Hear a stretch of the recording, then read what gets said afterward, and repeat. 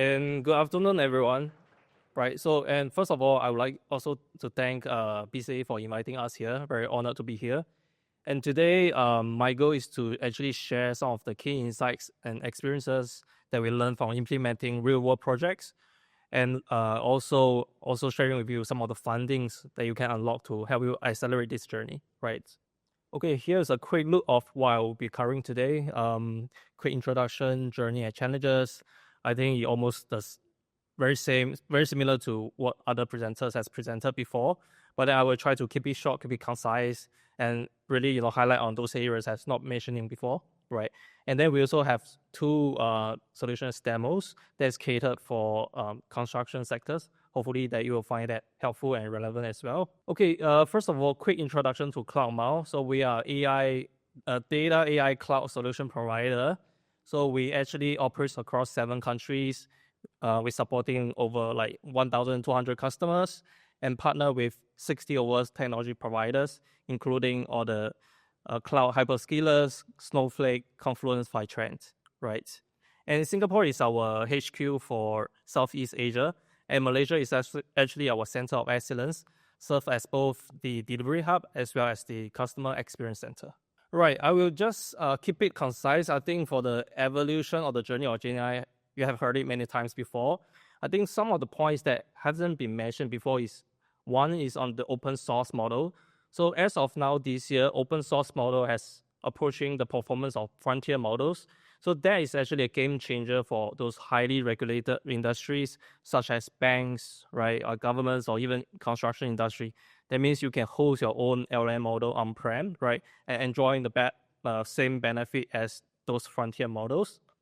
And next is, just now a lot of measures about costs, right? So that is a very viable component. So just earlier this month, ChatGPT or GPT-5 was being released. Besides being more powerful model that's kind of expected, the bigger story behind is that there is actually a drop in token costs. So that is actually that means that enterprises can start to adopt this as scale in a more viable, sustainable way, right? As the technology is sprinting ahead, but then what we observe is that the business adoption actually struggles to keep pace because of a few reasons. So rewinding back into 2023, so that was really a year of research and exploration where many companies try to figure out what's the best way to apply LLMs into their own business, right? Finding a feasible use case. And also back then, only the big companies get to have the luxury or resources to experiment with these because they have the internal resource, where smaller companies, they can only rely on out-of-the-box solution, right? But then a few very major challenges arise out of it is that, first of all, early LLMs, they are very prone to hallucination, right? Which is an issue still exists today, but much improved. Second of all is the shortage of AI talent. A lot of companies struggle to adopt because they don't have this kind of resources or expertise. So that is when they actually lean heavily on vendors like us to get started. Also, some of the company has also mentioned that they start to intentionally hire more of the AI talents as well, right? And as we go into 2024, dust has settled a little bit. Business start to develop a clearer idea of what kind of use cases make sense for them, right? Where GenAI can truly add value for the business. And then also what we have seen is that the use cases start to diversify, moving beyond just chatbots into data analysis, video analytics, or call center transcription, which you guys have seen before. But however, a challenge back then was that many companies struggles to move their POCs into production, right? Too often the reason was that there is a lack of clearly defined business value, as well as executive support, as well as they don't have a long-term vision or plan. So the big lessons was this, right? So a successful use case has to be anchored in your business value, right? Not some like a technical team-led initiatives. Fast forward to today, 2025, I guess majority of the company has already experimented with AI. They have completed their pilots, hence their internal capabilities also has improved. But then, I mean, the challenge still remains the same. They struggle to bring POCs into production because the realization was that bringing GenAI or productionizing GenAI takes far more than just AI team. It actually requires a cross-functional expertise such as design, safety, security, operations, right? And on top of that, you're looking beyond 2025, right? So let's say you get past that hurdle, you got everything in place, you deploy into production. The next challenge that we foresee is about user adoption, right? Because the technology is not going to create the value, it's really the people who uses it. So the next thing that we might need to look into is how to align the technology not only with your business use case, but also with your people and existing processes. So after all that, years of implementing GenAI lesson learned, we actually distill all these lesson learned into a very practical adoption framework. It serves like a playbook for enterprises to not only scale their GenAI success, but also made it repeatable, right? So it all starts with laying the foundation by, first of all, secure your leadership support, right? So without leadership support, the execution is not going to be smooth, right? Resources got stuck, right? And then after that, another thing to do is to really assess your internal readiness in terms of your tool, your people, your skill sets, identify those gaps, and then make plans to close them, right?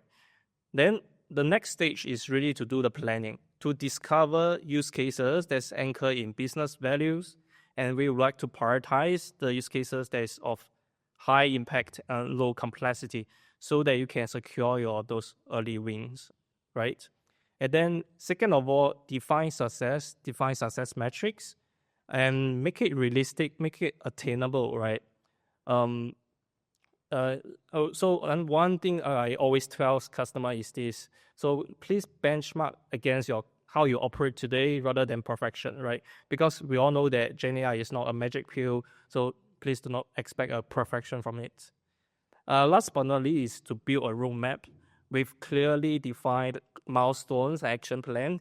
So this will show people not only which direction we are going into and eventually how do we get there, right? And once you have those like assessment and planning in place, the next is really about executions.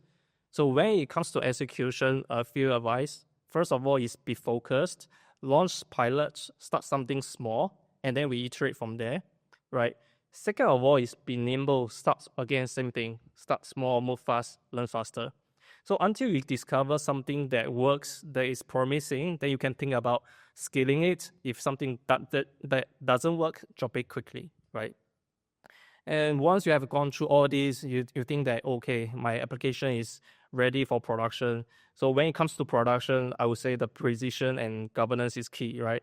So first of all, like I said, GenAI is not a one team's job. Please coordinate across the team early so to remove any potential roadblock down the road. And second of all, really, just like any other software development, please have a governed release process. Make sure that your application passed all the checks, ticks all the boxes, right? Have gone through the SIT, UATs before deploy it.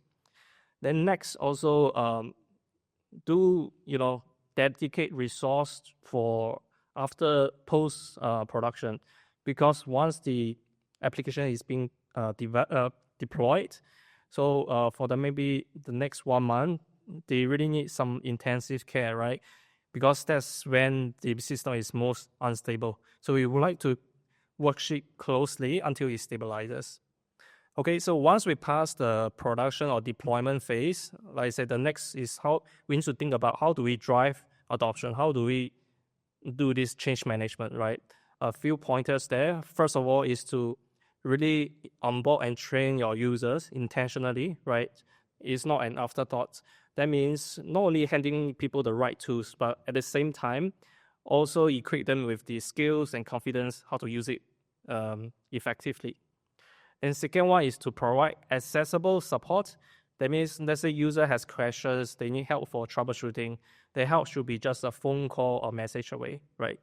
Last but not least, try to make the adoption fun or even motivating, right? With strategies such as gamifications, incentive. I really highlight the impact and value of using AI. So when people see the value for themselves, that's when they really believe in it, and that's when the adoption takes off. Last but not least is to sustain the value, right? So, deployment is not the finish line, it's the starting point. So that means you need to keep track of your performance, make sure that it doesn't deteriorate over time. Second of all is also monitor the cost, make sure the cost doesn't overrun, there's no spike in cost.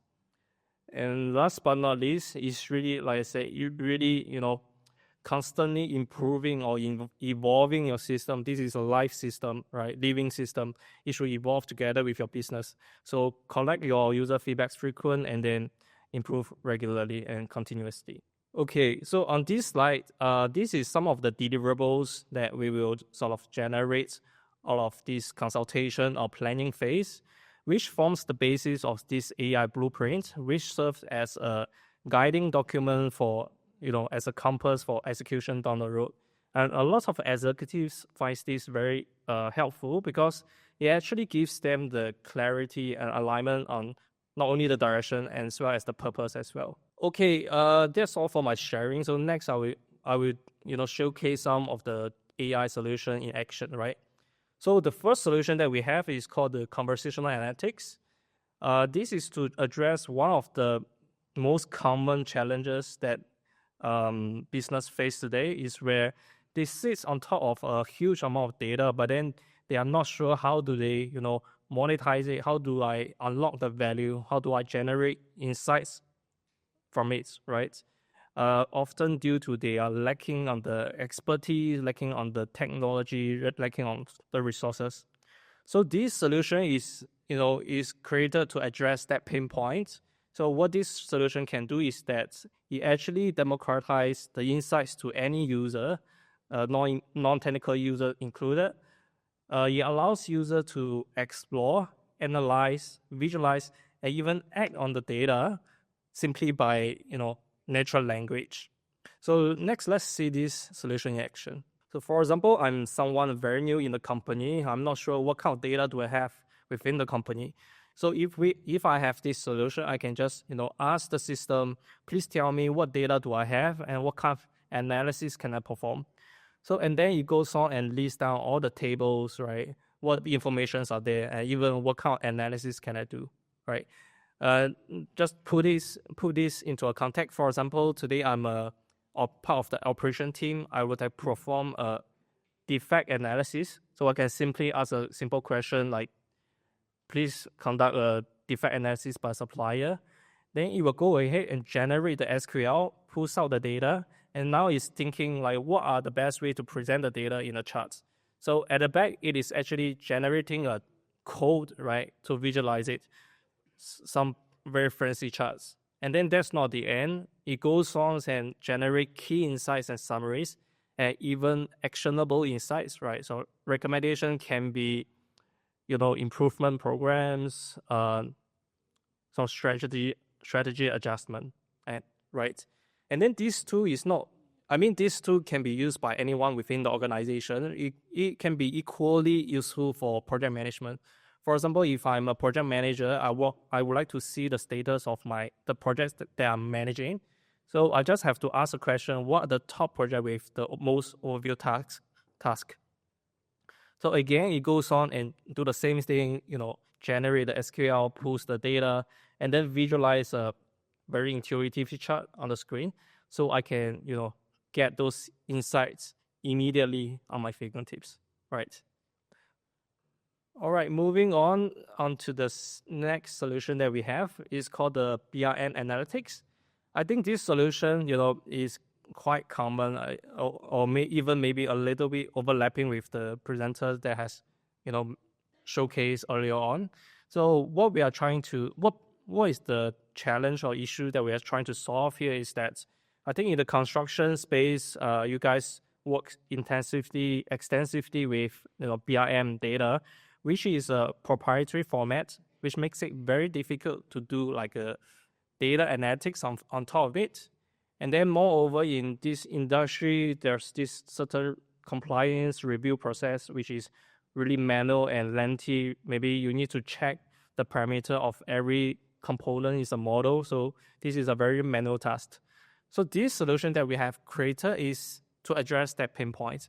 So first of all, it is able to convert your model 3D data into a structured data set to allow you to enable you to perform a further, analytics on top of that. Second of all, you also could apply some rule-based checks as well as GenAI and power checks to help you validate all of the parameters against let's say standard, maybe some parameter files you download from the Cornet X, right? Against those standards and see whether those parameters is adhere to those standards and compliant. Okay, let's see this in action, right? So first of all, you can just upload any 3D model file that we have. So once you have uploaded, what's happening at the back is that it will actually convert those model data into structured data sets and save it into a database. And then second step, what you can do is that you can upload a list of like a standard parameters for it to validate it against, right? And then of course you can also visualize the model, spin it around, look at it from different angles. And then once that a parameter is uploaded, the validation happens automatically. So it will check through row by row, like parameter by parameters, whether the parameter's value is adhere to the standard, is it, meets the minimum width, minimum thickness, the kind of things. So once the validation is completed, then it actually generates a report, and then you can see what are the findings, what the parameters does not meet the standard, what's the rationale. By the way, the rationale is all generated by, Gen AI, right? All these kind of things. So yeah, so that's our demo. And for this demo, I would like to give a special thanks to State. So this is one of the solutions that we have created for them, and thanks for them being so kind and generous to share this with the wider industry, so more companies can benefit from it, right? And last but not least, so this solution can also be combined with the first solution. So for example, after you have generated a report, you can still perform a level of analysis on top of those structured data. For example, if I were to ask what are the most significant defect on floor category, again, it is able to perform this kind of analysis, using from a structured data angle and using SQL query. Again, you can visualize the charts and then visualize some insights. So again, generate some fanciful chart without me even telling it, right? And this is the kind of the agentic system that we talk about. It has its own minds of thinking, it has the ability of making decisions, all this. So that's the power of Gen AI. All right, so that's all for my part. The next, I will pass it on to my colleague to talk about these more fundings that you guys can unlock. Yeah, thank you. Yeah.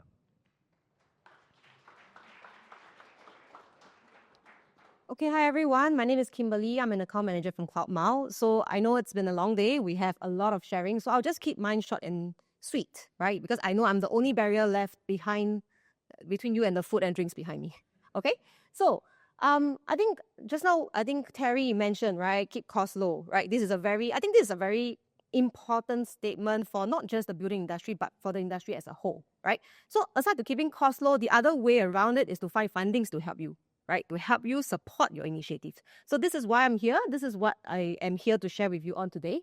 So maybe just a show of hands, any one of you here have heard of the EDB ECI funding? No? Okay, then that's my value here. So I'm here to share. Okay, so I'm not representing EDB here to promote their program, but what I'm here is just to share with the community and with the organizations like yourself, how can you leverage on this kind of funding and what kind of money are you talking about, right? So EDB has actually launched this program called the ECI, Enterprise Compute Initiative, for organizations like yourself to help adopt AI adoption, right? So earlier this year, they have ran a couple of cohorts. Actually, at this point in time, we're already in our 5th cohort. We're running one every month. So we do have another cohort that is opening up for October, November, December, all the way until March next year, right? And with this program, of course, BEIH is the main funding, EDB's main funding body, but they are working with key partners like us, as well as the hyperscalers of different clouds to kind of run this program. So they don't want to just, throw services money out to just get you to adopt, right? They want to also make sure that you are being equipped with the right tools from the different cloud providers to help you in your journey. Okay? So if you can see, the total funding that they are capped is at 150K per organization. So this is just what they are offering.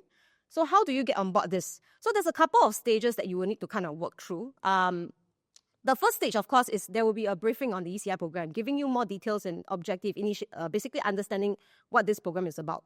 So in general, this program, it's not just to help you build, but also help you prepare a management report or blueprint for you to kind of visualize what kind of AI use cases you will need to, or you have in your organizations to kind of map it out for next 2 to 3 years, or even 1 to 2 years, right?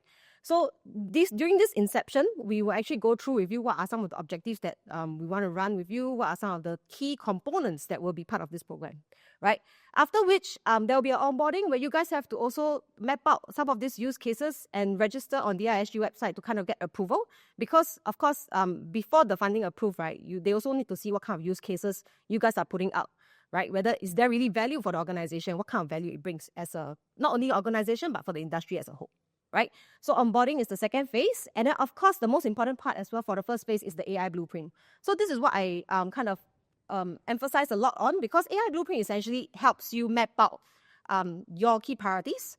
And also during this blueprint, we also provide consultancy to help you assess your maturity level from a data, from a cloud, from an AI standpoint. And also look at your resources within the company to see how sustainable is it that you guys can carry forward what we have built for you or code-built with you after the program. Right? So this whole first 3 boxes here will take approximately 2 months. And then subsequently, after the AI blueprint has been completed, we would also recommend, which is the AI use case you should kind of start with based on the assessment that we did. And the companies will then have to decide whether do you want to go on with this MVP, right? So building of MVP will take up to approximately 4 months. So this is the high-level timeline of how this program runs along with the company. And there will be basically either a co-development or a help you develop MVP that is to be delivered at the end of 4 months. So this is essentially what the program is about. I mentioned just now that it's capped at 150K, but of course, like any other government grants, there will be a 30% co-funding, right? So the companies will still also need to pay out 30% to kind of also have a stake in the game, basically, right? To also be committed to run this and make this successful together with the partners, together with the cloud, together with the government itself. Right, so the breakdown of the co-funding will be approximately 105 from the government and 45,000 from the companies, right? So the key deliverables, of course, the cloud will give you credits. Okay, cloud provider, the hyperscaler will give you credits. Will give you the tools that you need, right? The AI tools, the different different AI components that you need to use, as well as the partner side will help you with the blueprint, the assessment, and to kind of also build. Depends on the working model, right? It can be we built for you, or we can co-develop so that your engineers or your team also knows how to sustain this moving forward even after the delivery of the MVP, right? So this is essentially how this EDB ECI program works. For more details, or if you guys are unsure how to go about it, if you should be onboarded, how does this value bring across to your organization, feel free to speak to us at our booth at the end there. We will be there. If you need to have more information, feel free to let us know. We will be happy to share more info with you. Right? So if you are interested, you can also scan this QR code to express your interest. We can also contact you after this event. Right? So having said that ends my speech. So I'll hand it back to Nicholas. Thank you.